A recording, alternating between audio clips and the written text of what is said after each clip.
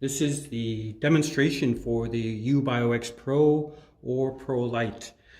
So this device, as you can see, is a IR technology. Its main technology is focusing on using the IR for detection of the face, not mostly visible light. I would say 10% is actually visible light, but 80% is using IR technology. This is an important thing to know because this is why you cannot use user pictures from your phone or already pictures in the database to register the face, because it's using the IR LEDs for capturing the face image for the data, for extracting the data at that time.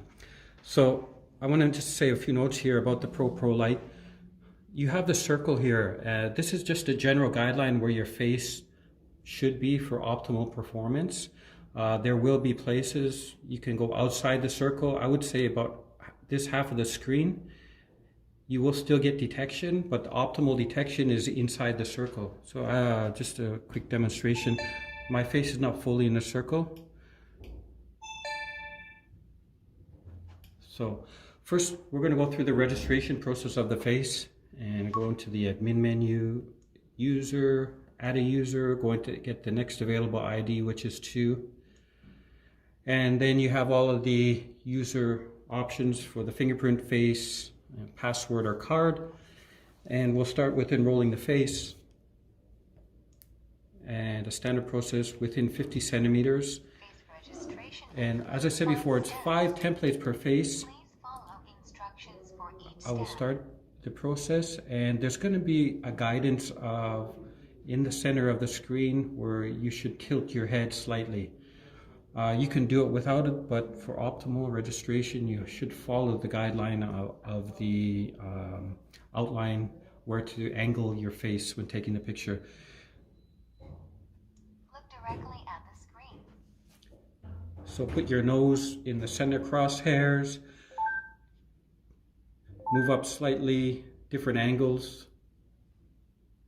That's a little bit too strong of an angle. Put your head down a little bit. That's right. Keep your nose in the crosshairs, and it's finished. It's a very simple registration process. Okay. While we're here, we're going to register the fingerprint. We already registered the face, so we'll choose a fingerprint option. And you can choose any of the indexing of your fingerprint up to 10 fingers per person. We'll choose the standard index, and as I said before, 2 fingerprint registrations per person.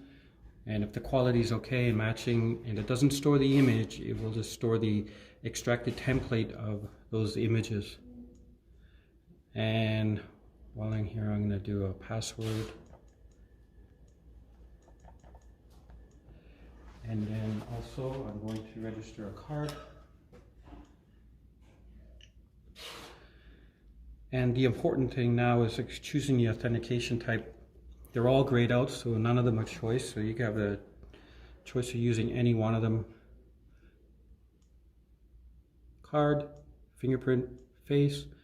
Now in this case, password will not work because password only works in combination with one other authentication type. So we have an OR function, so any three of these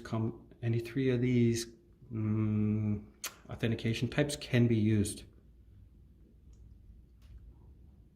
Everything's okay. Got the status screen of what's registered, and save it. Okay. Now I will just demonstrate the face authentication. As you can see, his face is not fully in the circle, but it's still authenticating. It's still quite fast.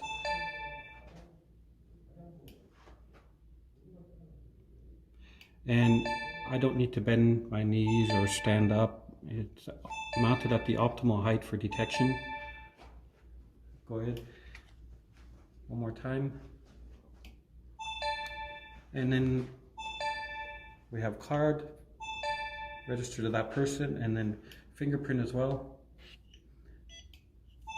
As I said before, in cases where face is not always going to be applicable, it might not work for some people, Then you can have the fingerprint option. That's the unique point about our terminals compared to others, where we have the fingerprint biometric or facial biometric that the user can choose depending on the situation. I'm going to back into the programming and modify the user number 2. And this is what happened when we changed it to the AND function. So it can go up to 3 combinations of card and fingerprint and face.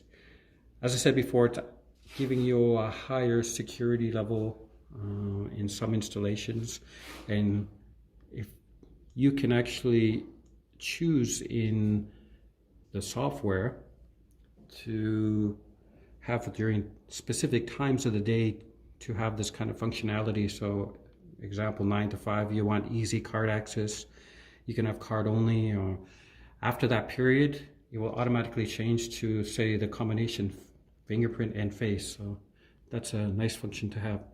So now we're at the combination of a card.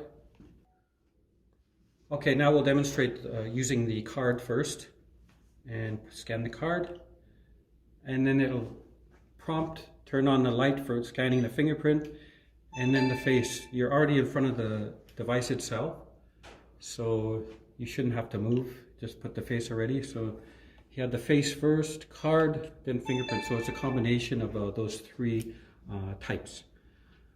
That is it for the Pro Lite.